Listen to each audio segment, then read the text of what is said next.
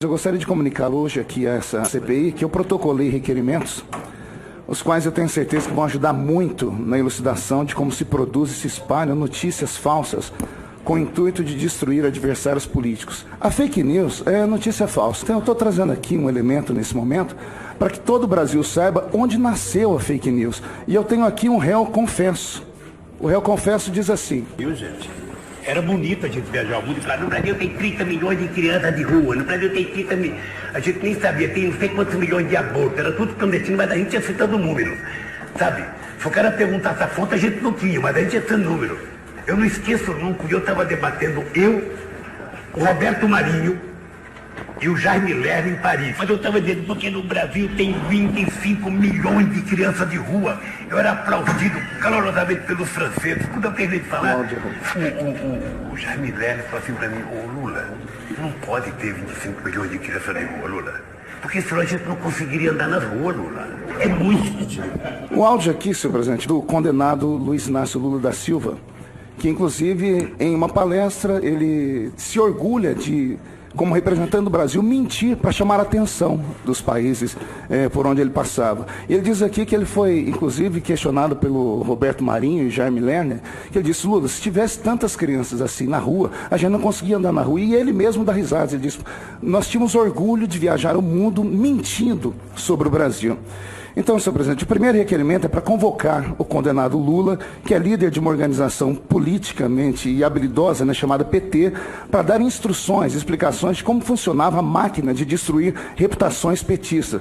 Junto ao requerimento, um vídeo onde o Lula dá uma verdadeira aula de como se produz e se espalha fake news. Foi isso que eu aqui acabei de mostrar para vocês. Quando governava o PT, ele usava o Ministério da Justiça e os órgãos policiais para produzir falsos dossiês contra adversários e depois despejavam esse material falso na internet e assim no intuito de destruir as reputações.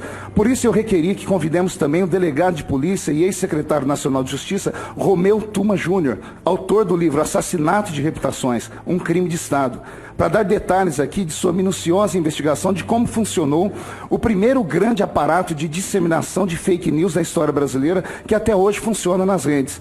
O PT tem a maior milícia digital que já existiu na história desse país, que é a rede de blogueiros, sites e perfis nas redes sociais que foram por anos sustentados com verba publicitária da SECOM. Por isso também eu requeri a convocação para essa CPMI da fake news de todos os ministros da propaganda, das gestões petistas, Franklin Martins, Helena Chagas, Thomas Trauman e Edinho Silva, porque nós temos informação que foram gastos mais de 100 milhões de reais somente com blogueiros para destruir reputações, exatamente como disse aqui o general Santos Cruz. Também estou oficiando o secretário da SECOM, Fábio Vantagem, para que ele disponibilize o nome, CNPJ e valores repassados às milícias digitais petistas nos 13 anos do desgoverno do PT. Eu vou atrás desses CPFs que estão por trás dos CNPJs. Nós vamos descobrir aqui o modus operandi da organização criminosa e como os ex-ministros convocados, nós vamos seguir o rastro do dinheiro. O PT é uma organização política habilidosa e faz das mentiras um meio de ação política. O PT criou esse método sórdido de espalhar notícias falsas no Brasil e não tem moral para investigar ninguém. E devem sim serem investigados por todos os crimes que já cometeram. E termino dizendo que o PT na CPMI da fake news funciona como aquele batedor de carteiras que após furtar um desavisado sai correndo pela rua gritando pega ladrão. E sobre o Olavo de Carvalho... Pela ordem, presidente, pela ordem, deputado, nós fomos citados eu ainda estou falando. Eu não terminei. Não, você fez uma acusação. Eu não terminei. Termine que eu mas eu não terminei. O senhor fique à vontade. Em nome do deputado Feliciano. A palavra, Feliciano. Senhor presidente, só para dizer aqui, as pessoas que falam em tom pejorativo sobre o professor Olavo de Carvalho, que estudem um pouquinho as suas obras. Né? Eu vi aqui, tanto parlamentares aqui, quanto aí da mesa falarem. Eu convido vocês a lerem o Imbecil Coletivo 2, O Futuro do Pensamento Brasileiro, O Exército da História do Brasil. Então vamos entender que o professor Olavo nunca foi contra o Exército Brasileiro. Agora. A Dialética Simbólica, Maquiavel ou a Sua Confusão Demoníaca e, entre outros livros, A Filosofia e a Sua Inversão. E vocês vão ver que ele é de fato uma pessoa extremamente preparada, habilidosa e não pode sofrer aqui depreciação. E, se quiserem, convide ele para estar aqui na CPI e pronto.